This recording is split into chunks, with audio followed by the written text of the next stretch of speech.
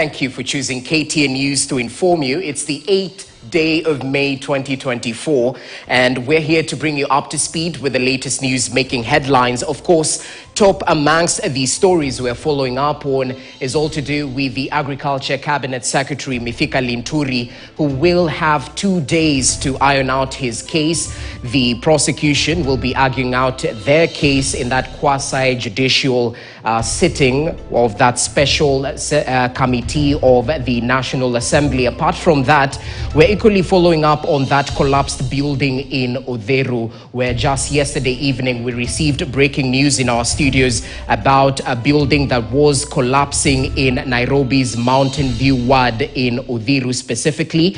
The latest is that all 34 residents of that particular collapsed building are actually safe. There are no casualties, even as that building was slowly sinking. Most were able to jump out and get the much needed medical attention. More details to follow, but allow us to start on the latest from the corridors of Parliament, where the impeachment hearings against the Agriculture Cabinet Secretary Mithika Linturi are set to kick off this morning and are expected to run for 2 days ahead of a special sitting on Monday to consider the report.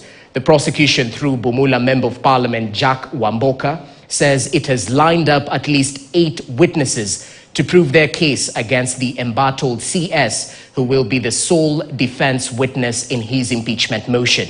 As our political affairs reporter Emmanuel To breaks down, Linturi is the second cabinet secretary to face impeachment, and this is over allegations of being involved in the fake fertilizer scandal that has rocked the country. The stage for the impeachment hearings for the CS for Agriculture and Livestock Mithika Linturi is now set, as the 11-member committee tasked with determining his ouster motion held a pre-trial conference on Tuesday evening. Both the prosecution, led by the mover of the motion, Bumula MP Jack Wamboka, and the defense, led by the embattled CS, making their preliminary submissions ahead of the marathon hearings, which will take 2 days. We are ready to show the world that we meant it, that indeed the Speaker of the National Assembly was right, that this motion meets the threshold, that indeed the 149 members, they were not wrong up to where we are. I'll be very worried if we live here on the assumption that there is already a guarantee they have a right to call witnesses whose documents were not part of the motion, whose whatever was not part of the motion. Whereas the prosecution has lined up close to 10 witnesses, Linturi is the sole witness in his case. We'll only be calling one witness, that is the Cabinet Secretary. We will be presenting 8 witnesses. 8 witnesses, 6 farmers and 2 experts. The PS is a crucial witness in these proceedings. And you have power to summon the PS without us even having a say in it at all.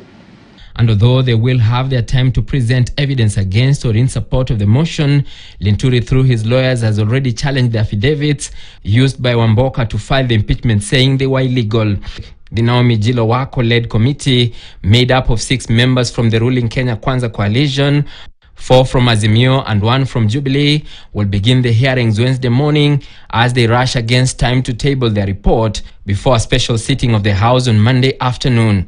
The next 2 days are quite crucial, from tomorrow morning and especially over the weekend and everything, and we will submit our report to National Assembly on Monday at 2:30.